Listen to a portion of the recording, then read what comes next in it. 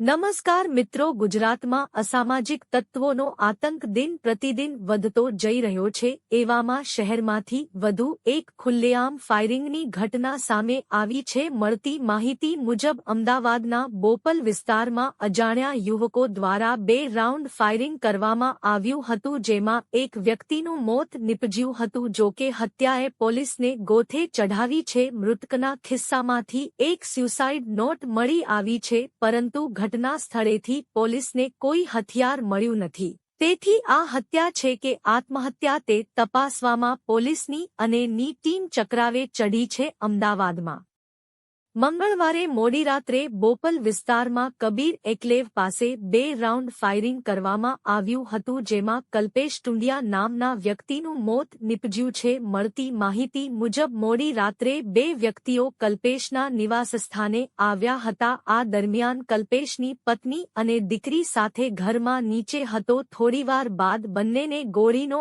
અવાજ આવતા તેઓ દોડીને ઉપર ગયા તો જોયું તો ગોળી વાગવાના કારણે કલ્પેશ ગંભીર રીતે ઇજાગ્રસ્ત હતો। જો કે સારવાર મળે તે પહેલા જ તેનું મોત નીપજ્યું હતું।